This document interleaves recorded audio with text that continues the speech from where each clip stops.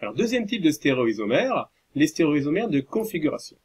Alors, il existe dans la nature des objets qui ne sont pas superposables à leur image dans un miroir. Voici des objets, voici leur image dans un miroir. Alors, si je prends un de ces objets-là, par exemple l'escargot, et que j'essaye de le superposer à son image dans le miroir, ça ne marche pas. Avec votre main non plus, ça ne marche pas, vous pouvez essayer. Vos deux mains ne sont pas superposables, alors qu'elles sont l'image l'une de l'autre dans un miroir. Alors ce type d'objet, ça s'appelle des objets chiro. Alors bien sûr, il existe des objets qui ne sont pas chiro, on dit achiro. Alors par exemple, des objets comme ceci qui ont des symétries. Vous voyez, si je prends ces objets-là, leur image dans le miroir est superposable. Donc ceci, ce sont des objets achiro. Alors bien sûr, les molécules, c'est la même chose. Il y a des molécules dont l'image dans un miroir n'est pas superposable à elle-même. Exemple ici, regardez, l'image dans le miroir de cette molécule n'est pas la même molécule que celle du début. Vous voyez bien que ici, le gros atome et le petit sont inversés. Donc ces deux molécules-là sont ce qu'on appelle des molécules différentes qui sont chirales et qui sont l'image l'une de l'autre. On appelle ceci un couple d'énantiomères.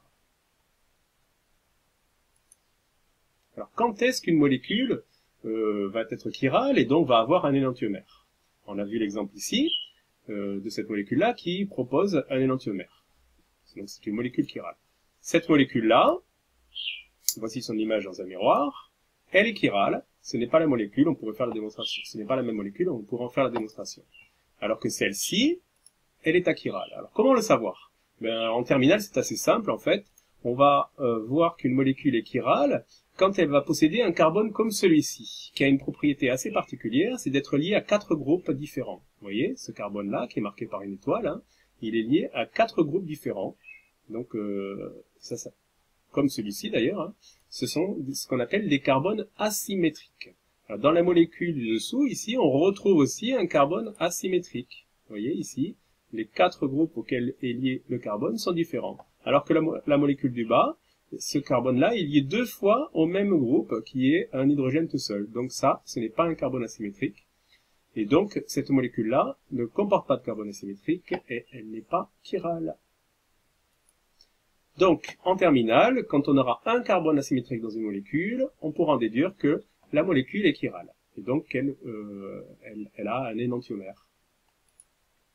Dernière définition sur les énantiomères. Quand on a un mélange équitable de 2 énantiomères, alors on appelle ça un mélange racémique.